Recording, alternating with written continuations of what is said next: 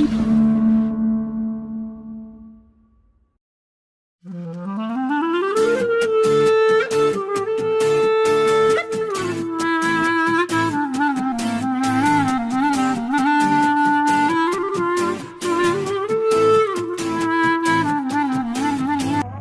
warahmatullahi wabarakatuh.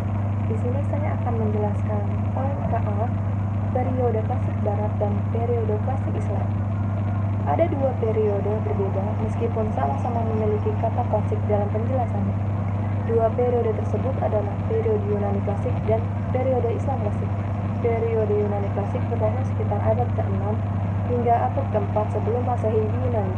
Dalam periode ini termasuk nama-nama yang paling menonjol karya-karya klasiknya ialah Muhammad Hatta dalam bukunya yaitu Alam Pikiran Yunani menyebutkan periode ini didominasikan oleh pemikiran Socrates, Aristoteles, dan Plato.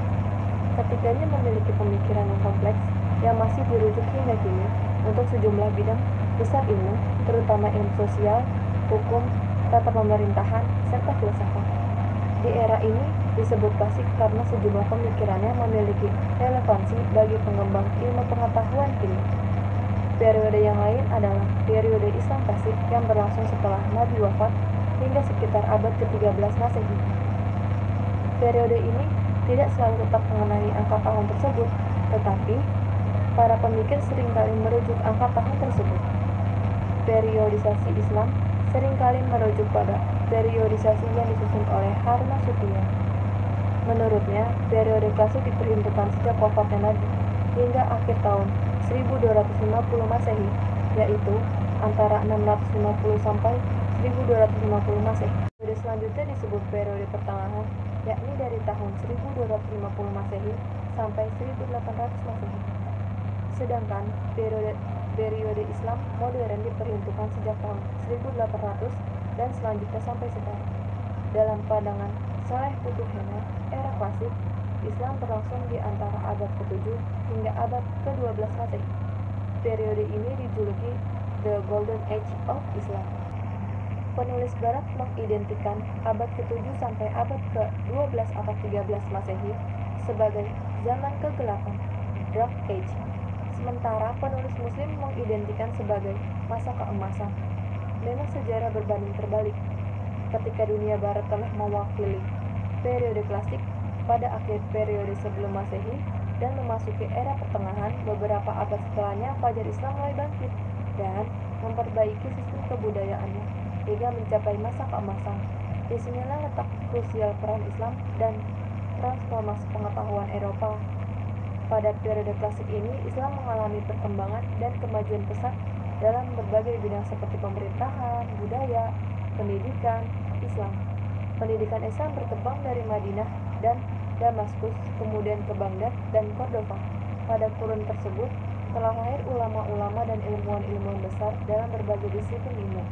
Antara tahun 700 sampai 1200 Masehi, Islam memiliki kekuatan dalam bidang pemerintahan dan perkembangan sastra, sains, kedokteran, dan filsafat maju dengan pesat. Sementara di dunia Barat masih tertinggal. Periode klasik ini dalam catatan banyak sejarah memang sebuah periode yang gemilang, karena dalam gemilangnya periode ini seorang sarjana terkemuka dan seorang muslim yang mengajar di Universitas London pada Imperial College pernah mengatakan bahwa antara tahun 750 sampai 1200 Masehi, ilmu pengetahuan atau sains terutama sains memiliki orang-orang Islam. Apabila ditelusuri kota dan tahunnya, kelahiran masing-masing imam mazhab, maka dapat diperkirakan bahwa antara kurun waktu sejak wafatnya Rasul hingga diperkirakan akhir milenium pertama dikategorikan sebagai Islam klasik. Imam Hanafi lahir di kota Kufah pada tahun 80 Hijriah, Imam Maliki lahir di kota Madinah pada tahun 93 Hijriah, Imam Syafi'i lahir di kota Guza, Palestina pada tahun 1050 Hijriah, dan terakhir Imam Hambali lahir di kota Baghdad pada tahun 1600 Hijriah. Pemikiran Islam klasik sebagaimana telah diungkapkan di atas adalah periode setelah wafatnya Rasulullah Muhammad SAW hingga tahun 1250 Masehi. Dalam periode ini, sejumlah pencapaian menonjol telah dilakukan. Pada mulanya, kelahiran perintah untuk mencari ilmu pengetahuan, kemudian penerjemahan karya-karya ilmu pengetahuan klasik, dan penyebaran melalui pengajaran di madrasah-madrasah yang tersebar di kota-kota besar Islam. Berikut elaborasinya lebih lanjut, mulai dari perintah Al-Quran dan tuntunan Rasulullah.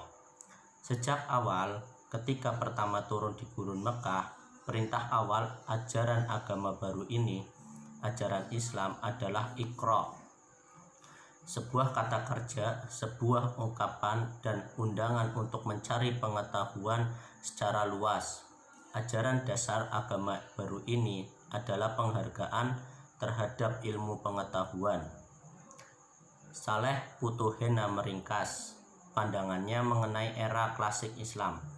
Selama abad 750 hingga 850 telah terjadi proses penerjemahan pengetahuan dalam bahasa Yunani, bahasa Ibrani, bahasa Persia, dan bahasa-bahasa India ke dalam bahasa Arab.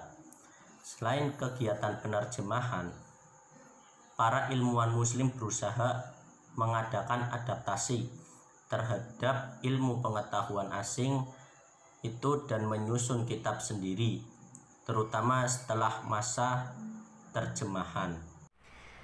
Selanjutnya, pengaruh pemikiran Islam klasik terhadap pengetahuan Barat modern. Pemikiran Islam klasik berpengaruh pada banyak sisi pertumbuhan pemikiran modern dunia Barat. Di antaranya, penerjemahan berbagai buku klasik adalah peran cukup besar pada peradaban Muslim. Kemudian, teknologi pembuatan kertas yang mendorong penulisan ilmu pengetahuan ke dalam manuskrip-manuskrip yang lebih tahan lama. Menemukan sebuah model penyelenggaraan pembelajaran berupa madrasah yang kemudian ditiru oleh orang-orang Barat menjadi seminasi-seminasi hingga sampai kebudayaan Islam telah melahirkan pemikir-pemikir besar yang penting dan tak bisa dihilangkan dari sejarah perkembangan Eropa.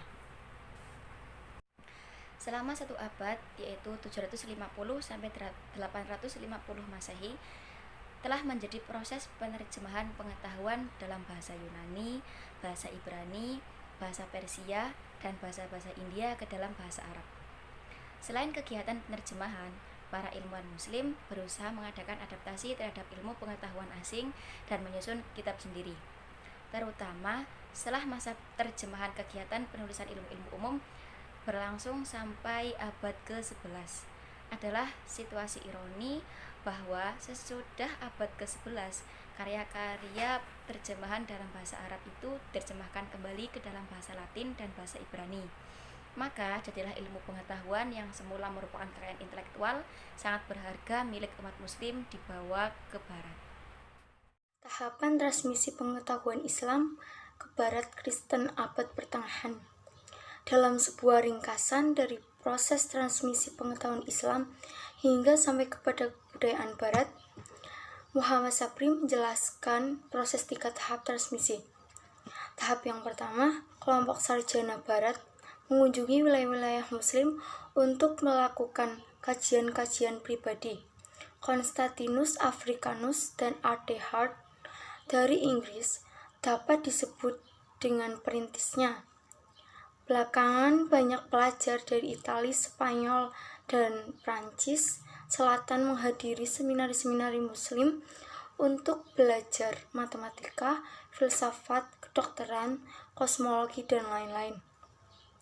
Dalam waktu yang tidak lama, mereka telah menjadi kandidat profesor dari universitas-universitas pertama di Barat yang dibangun dengan mencontoh seminari-seminari Muslim tersebut. Tahap yang kedua bermula dari pendirian universitas-universitas pertama di Barat.